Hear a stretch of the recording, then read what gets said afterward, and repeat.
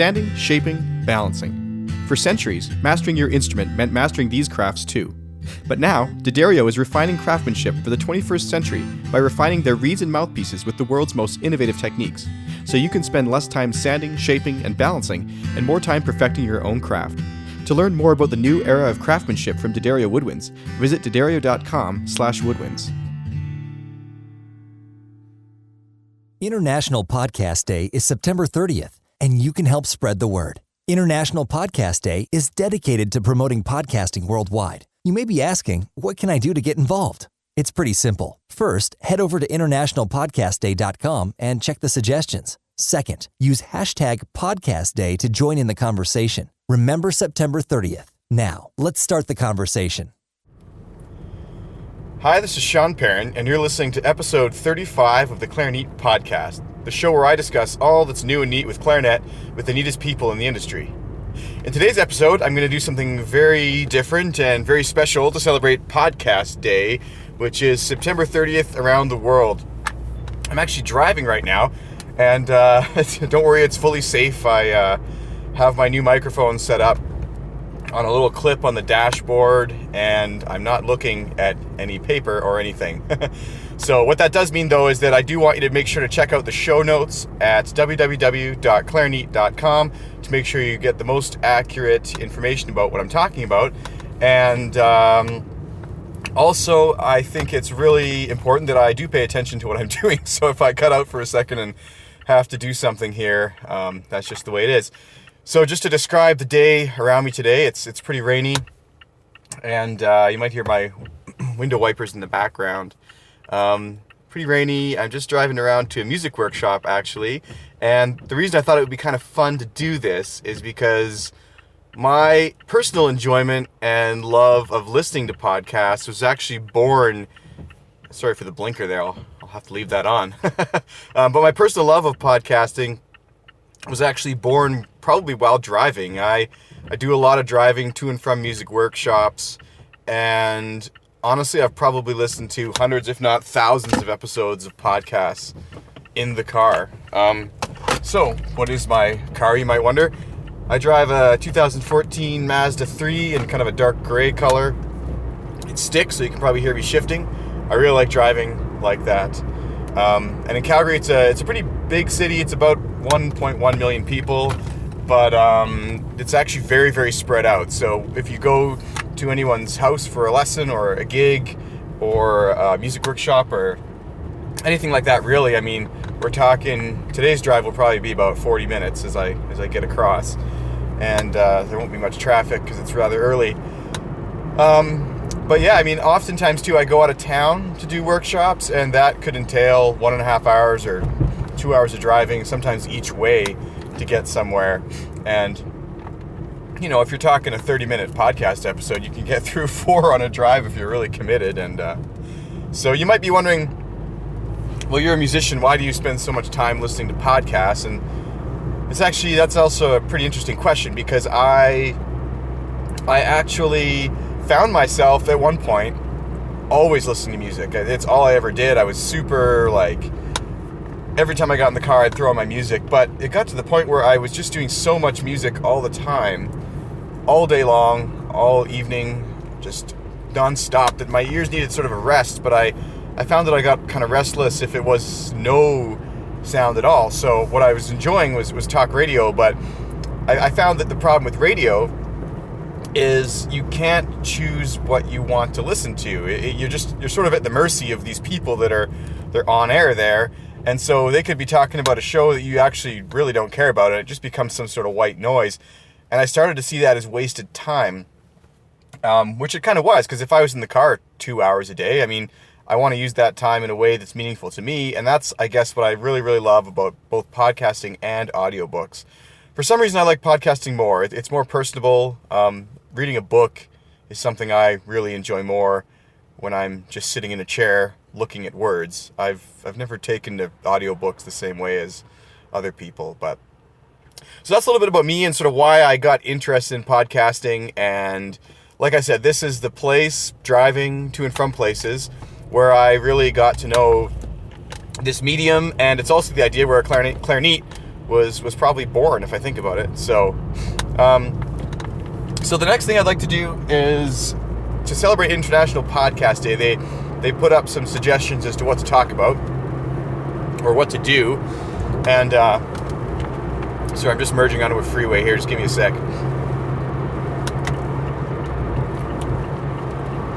They talked about some stuff which you might want to do to promote not just your podcast, but the podcasting community in general.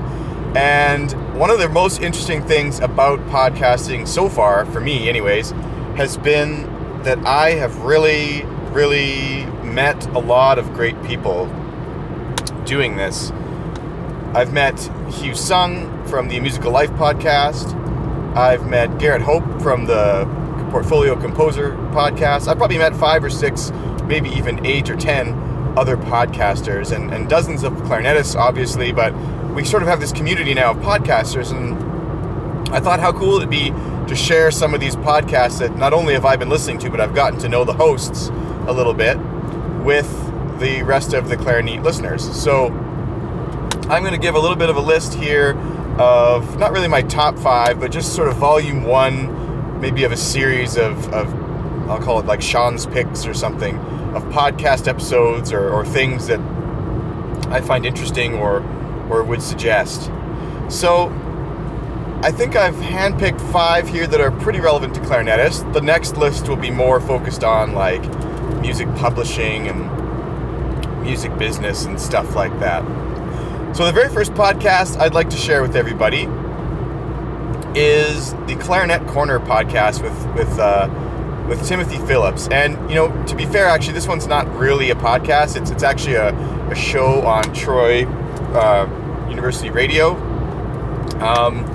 For full details, including the timing of this show, check out the show notes. But he features conversations occasionally with various artists, including this recent one with Cantor, the mouthpiece manufacturer. And he just has a really great sort of sense for talking to these guests. And on the shows that don't have guests, it's actually really interesting because it's a selection of music and you get to enjoy full pieces of music. Those episodes typically only happen live, but there are some episodes for streaming on SoundCloud, which is the reason that I'm able to include this in this list of podcasts, is because SoundCloud is technically a podcasting medium of sorts. So the first recommendation is Clarinet Corner with Timothy Phillips, and I'd like to recommend a feature episode, which I've linked to again in the show notes at clarineat.com, and that is the interview with James Cantor. I really enjoyed that one. There's a 2-part series, and I've just linked to part 1. If you feel like you want to go on, sure. And I just think it's a really, really great show to listen to.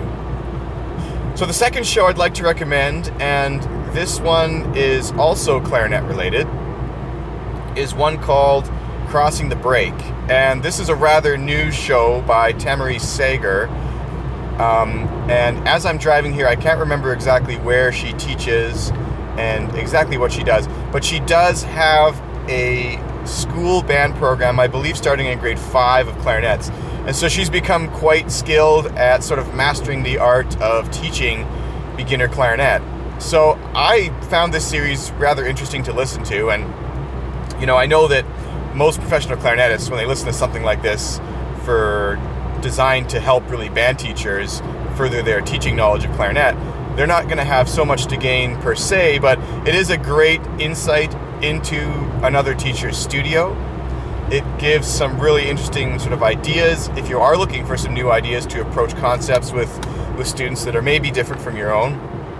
And yeah, I think that there's some benefit to listening to it for sure, whether or not you're a seasoned pro with some beginner students, or if you're more of a college student in performance looking for more of a pedagogical approach, or if you're a band teacher who's kind of like looking for the next sort of step to try and improve your clarinet section. So the episode I'd like to feature of that show is called, I believe, just the introduction to Crossing the Break.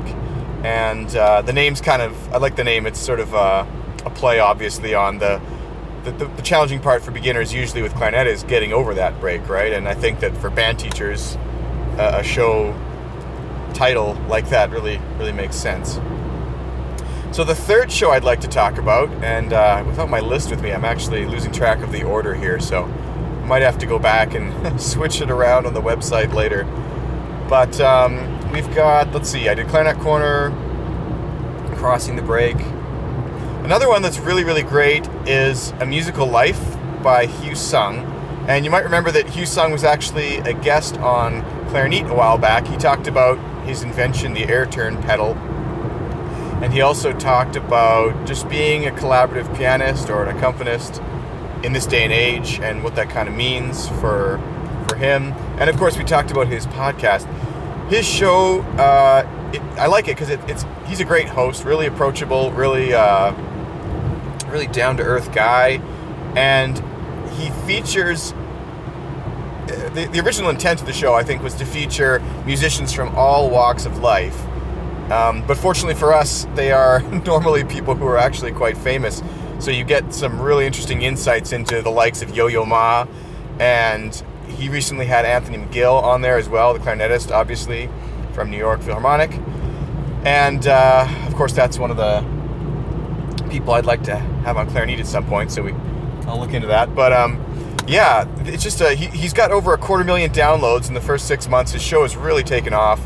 And I think just because he's so approachable, the show concept is so approachable and fantastic. And he intersperses or intertwines music examples throughout the episode. So if they're talking about something, they'll play a musical piece excerpt. And I think that works really well as well. As long as you're not listening to the podcast on double speed, then it can be a little jarring. But yeah, no, it works out really well, and it's a great show, and I'd highly recommend you check it out. Of course, for clarinetists, I think that the episode most relevant, most interesting will be the one with Anthony McGill that just aired, I believe, 2 weeks ago at the time that this aired. So, of course, I'll put that link up there in the show notes. Another show that's kind of, a little more lighthearted, I must say, and we'll talk about this one before I get to the last one, which I just remembered, is one called Time Point Ensemble Podcast. And this show is totally different than the rest. It's not in any way, I don't want to say it's not educational, because it is educational, but it's conversational. That's the word I'm looking for. We've got a group of people, a group of musicians who are in an ensemble called Time Point, and they basically sit around and talk about music and current events through the lens of music.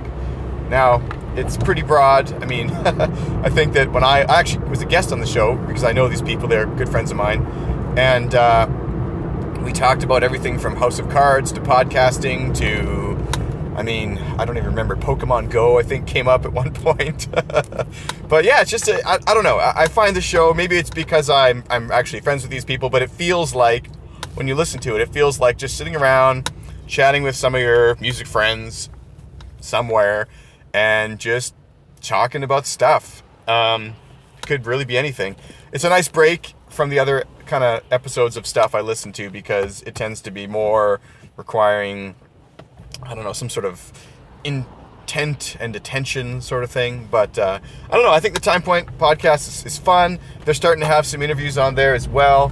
And like I said, I think that the episode I'd like to feature for them right now, just so that you guys have some familiarity as far as what's going on, is the one that I was on. I believe it's episode 5 of the Time Point podcast. But yeah, it's a great little show, lots of fun. And one point about it though is I don't really recommend it's for kids. The subject matter is not censored, and the show is not edited in any way. So whatever comes out, and that can include any sort of profanity or off-topic discussion that goes places which I don't think that kids should be going. But anyways, so the last one I'd like to feature, and this is I'm really pleased to say, is now a podcast officially, is Ed Joffe's, I believe he calls it the Woodwind Legacy Series, or the Woodwind Video Series, or something like that. Check the show notes for more accurate description.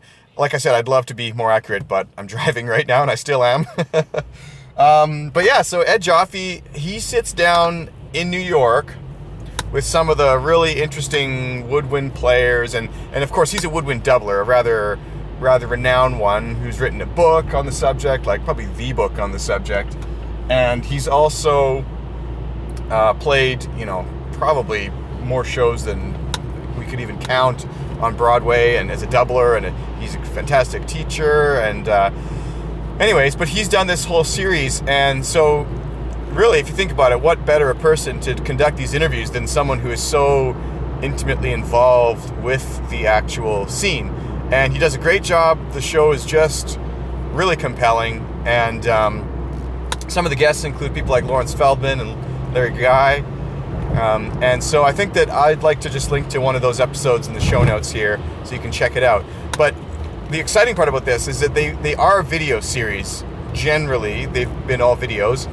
But now he's starting to release them as podcasts, which will make them quite a bit easier to consume for people who, for example, like me, when I listen to shows or stuff like that, I am normally driving, right?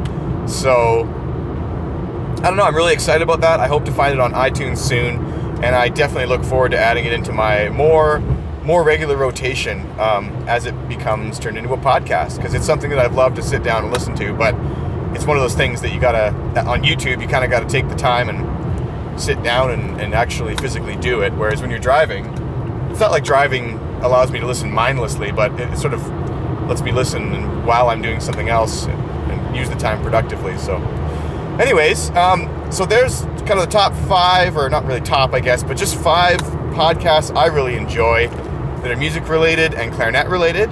Just to summarize, we had Clarinet Corner with Tim Phillips.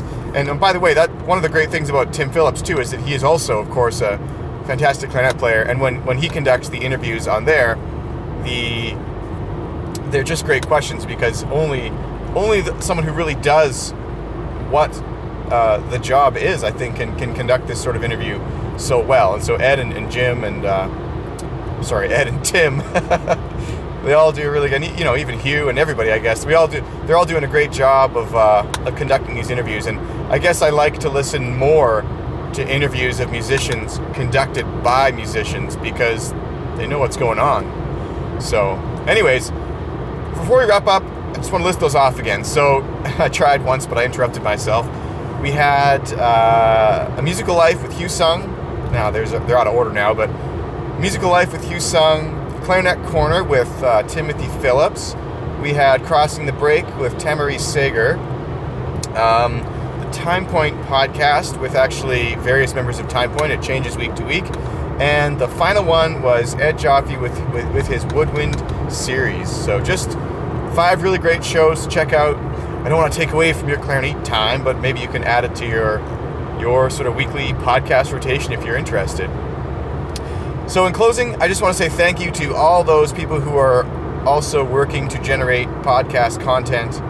I've really enjoyed getting to meet a lot of these people online, and I think that podcasting is a ton of work, but it's also really a great way to share stuff with the community, and I've learned so much from podcasting, physically doing it and listening over the years, and I think that it's just something that really deserves to be taken seriously as a broadcasting medium of the 21st century. It's kind of a new thing, and it's a pretty cool thing, because you can really niche down and listen to exactly whatever you want to, as often as you feel and whenever you want. So really, really cool medium.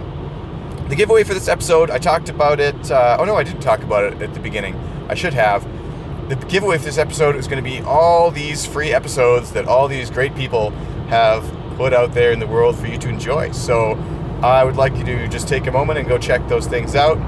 One big thing too, if you find that you're enjoying content for podcasts, a huge way you can help out is tell a friend about that episode or that series or the show. You can also head over to iTunes or wherever you listen to the podcast and give it a review. That not only helps give feedback to the person creating the podcast, but helps increase its search rankings in iTunes as well. So hope you enjoyed this episode. I'm actually not sure if I can air it, because I've got to now listen to it and find out if it's how the audio quality worked. Probably would have made sense to do a test episode first, but here we are, giving it a go. If you're wondering how I recorded in the car, I'll put a link to this little microphone that I'm using in the show notes as well. I'm using a Shure, I think it's an MV88 that hooks up to the iPhone, and I found it gives really good sound quality as long as I choose the proper setting. So I hope I did before I started this. I can't remember now. I'll have to go back and check. But thanks so much for listening to Clarineat. October, we have some absolutely fantastic interviews lined up. Wow, I can't say enough about them. We've got, well, I won't give it all away here, but there's 2 coming up with Bakun Musical Services, one with Maury Bakun himself, and one with Ed Jaffe, one with a guy named Seth Haynes, who just wrote a book about music in the music business, and he's actually going to be featuring, well, he did feature me on an episode of his show, actually, which is kind of cool too, but I'm going to try and do a more thorough, I'm going to try and include him in the next series of podcast recommendations that I put out, and yeah, so this has been really an interesting drive, I must say. It's been pretty clear with the traffic. I haven't run into anything, literally, so that's good. But yeah, and for those who are wondering, I'm only about halfway to my destination, so shows just how long a drive really is. Not only can you listen to podcasts on a drive, you can even make one. It's so long. So yeah, Calgary's a pretty spread out city. So, oh, one last thing. If you've managed to listen to this point in the show, I assume that you're really into podcasts and that you're enjoying Clarineat, and I thank you for that. So as part of International Podcast Day, I'd like to also thank the listeners, of course. And I'm wondering if you could post in the comments below, what is your top 5 list of podcasts like? Do you listen to any other podcasts? Is this your first episode of Clarineat even? Like, what else do you listen to? Just post them below, because I'm always interested to learn more and check out more podcasts all the time.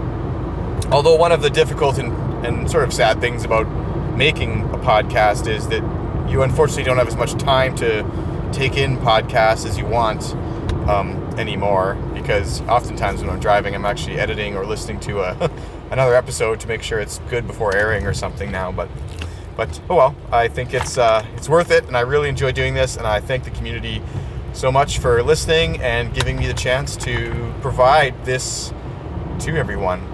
Of course, this episode was brought to you by D'Addario Woodwinds, and it would not have been possible without their support. I'm really, really appreciating what they've done for Clarineat, and I hope that you guys are enjoying the show as well.